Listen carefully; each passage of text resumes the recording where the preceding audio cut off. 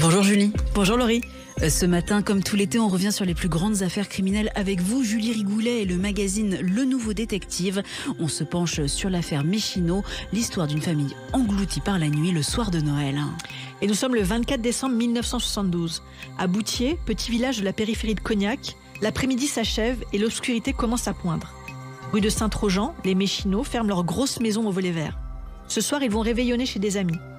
Jacques et Pierrette, les parents, installent leurs deux petits garçons de 4 et 7 ans à l'arrière de la Simca 1100 et prennent place à l'avant. La voiture démarre.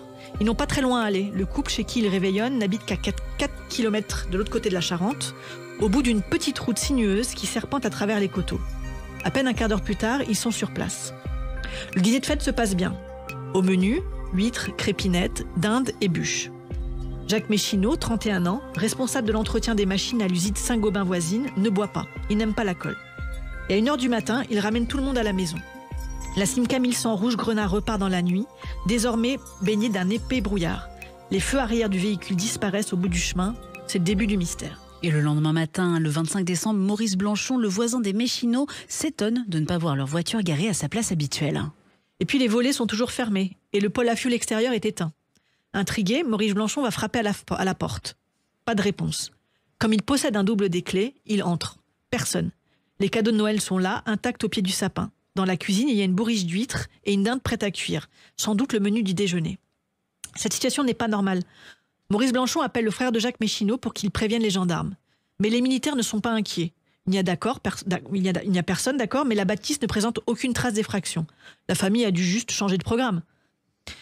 C'est seulement début janvier, avec l'absence des petits à l'école et surtout celle de Jacques au travail, que les gendarmes conviennent qu'il y a de quoi s'alarmer. Alors, ils forcent la porte de la maison et ils constatent que rien n'a bougé. Les cadeaux sont toujours à leur place et dans la cuisine, les huîtres ne sont plus très fraîches. Il y a effectivement un problème. Et cette question, les Méchineaux ont-ils eu un accident de voiture en rentrant de leur dîner de réveillon ? C'est l'hypothèse la plus évidente, surtout qu'avec le brouillard qui enveloppait la campagne cette nuit-là. Mais aucune sortie de route n'a été signalée. Des hommes grenouilles sondent quand même le fond de la Charente. Fait rare à cette époque, un hélicoptère est même mobilisé pour survoler la zone. Mais rien. Au village de Boutier, les gens s'interrogent. Comment une famille entière peut-elle disparaître ainsi ? Pour les enquêteurs, le mystère est d'autant plus opaque que les Méchineaux présentent un profil des plus lisses et la façade d'une famille parfaitement unie. Et en fouillant un petit peu plus, les gendarmes découvrent un détail qui vient légèrement brouiller ce tableau trop parfait. Depuis 2 ans, Pierrette trompait son mari. Et pas avec n'importe qui. Avec Maurice Blanchon, le voisin, celui qui a signalé la disparition de la famille. Lorsque Jacques travaillait de nuit, Maurice avait pris l'habitude de la retrouver chez elle après le coucher des enfants. Et c'est pour ça qu'il avait la clé. Il entrait directement. Et humilié, le mari trompé s'est confié à son frère Jean-Paul. Il lui avait dit « Si jamais Pierrette ne revient pas, je ferai disparaître tout le monde et jamais vous ne me retrouverez. » Est-ce que ce sont là les mots excessifs d'un homme blessé dans son orgueil ou la triste annonce de ce qui allait suivre ? Le 20 décembre en tout cas, 4 jours avant de disparaître, il semble que les 2 époux aient une franche explication, voire pire. Maurice Blanchon raconte qu'en allant retrouver Pierrette cette nuit-là, elle avait un cocard et des marques de strangulation. Les gendarmes élargissent le périmètre de recherche. Ils fouillent notamment la zone où le père de famille aimait pêcher. Toujours rien. Une autre hypothèse, plus heureuse, leur vient alors en tête. Et si le couple, réconcilié, était parti refaire sa vie ailleurs, loin des cancans et de ce voisin briseur d'harmonie ? Mais les différentes investigations en ce sens ne donnent toujours rien. Le mystère demeure donc entier et à partir de là, l'enquête s'arrête et les années passent. Et il faudra attendre 2001, l'arrivée d'un nouveau directeur d'enquête à la gendarmerie de Cognac pour qu'enfin le dossier ressorte de l'oubli. À peine nommé, Stéphane Chalumeau relance les investigations et il peut compter sur un élément nouveau.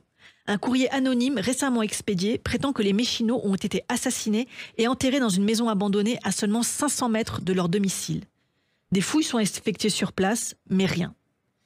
Les années passent. En 2013, une voiture est repêchée dans le lit de la Charente à Angoulême.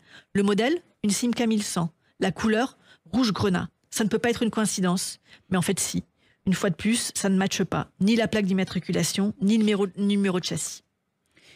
En 2014, à Cognac, une propriétaire découvre des ossements dans son jardin. On y croit une nouvelle fois, et une nouvelle fois chou blanc.